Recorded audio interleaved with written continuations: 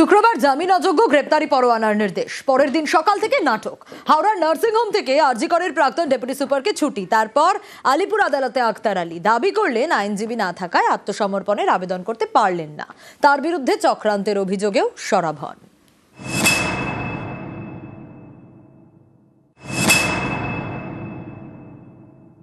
Actually দেরি হয়ে গেছে, আমি হাসপাতাল থেকে ডিসচার্জ হয়ে এসেছি।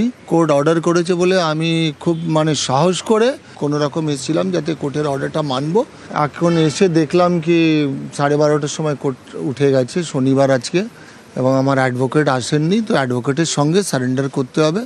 তো আমি আবার সোমবার সারেন্ডার করব। আক্তার আলী আরজিকর হাসপাতালে প্রাক্তন ডেপুটি সুপার। হাসপাতালে ভুরি ভুরি দুর্নীতির অভিযোগ তুলে 2024 সালে সরব হন। টালা থানায় অভিযোগও দায়ের করেন। সেই আক্তারের বিরুদ্ধেই শুক্রবার জামিন অযোগ্য গ্রেপ্তারি পরোয়ানা জারি করেন আলিপুর বিশেষ সিবিআই আদালতের বিচারক। তখন তিনি হাওড়ার নার্সিংহোমে ভর্তি। টয়লেটে পড়ে গেছিল। আচ্ছা, কোথায় লেগেছে? স্পাইনালে লেগেছে, মেডিকেল ওইখানে জেনে নিন। আচ্ছা, হ্যাঁ, স্পাইনালে লেগেছে, আমাদের ডাক্তারও বললেন। মানে উনি কেমন আছেন? মানে এমনি ভালো নেই, অপারেশন করতে বলে। আদালতের নির্দেশের পরের দিন সকাল থেকেই নাটক। শুক্রবার আক্তার আলীর দাদা দাবি করেন তার ভাইয়ের নাকি অপারেশন করাতে হবে। সেই আক্তার আলীকে শনিবার সকালে ছুটি দেয় নার্সিংহোম কর্তৃপক্ষ। সেখান থেকে বেরিয়ে চক্রান্তের অভিযোগ করেন।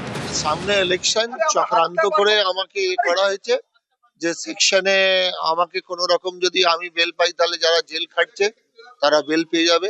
আরজি করে দুর্নীতি কারাপশনের সঙ্গে আমার কোনো রিলেশন নেই।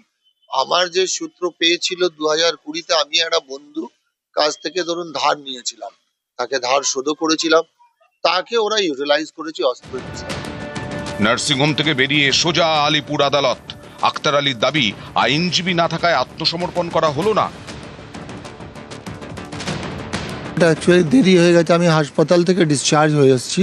কোর্ট অর্ডার করেছে বলে আমি খুব সাহস করে কোনো রকম এসেছিলাম যাতে কোর্টের অর্ডারটা মানবো। এখন এসে দেখলাম কি 12:30টার সময় কোর্ট উঠে গেছে, শনিবার আজকে, এবং আমার অ্যাডভোকেট আসেননি, তো অ্যাডভোকেটের সঙ্গে সারেন্ডার করতে হবে। তো আমি আবার সোমবার সারেন্ডার করব। আক্তার আলীকে শুক্রবার দ্রুত গ্রেফতারের নির্দেশ দেয় আলিপুর বিশেষ সিবিআই আদালত। এরপরেই তাকে গ্রেফতার করতে আইনি প্রক্রিয়া শুরু করে কেন্দ্রীয় তদন্তকারী সংস্থা। কলকাতা এবং দিল্লির দুর্নীতি দমন শাখার আধিকারিকদের মধ্যে আলোচনাও করে। কিন্তু আদালতের নির্দেশ মেনে কবে গ্রেফতার করা হবে আরজি করে প্রাক্তন ডেপুটি সুপারকে, তার আগে কি তিনি আত্মসমর্পণ করবেন, এ নিয়েই জোর জল্পনা।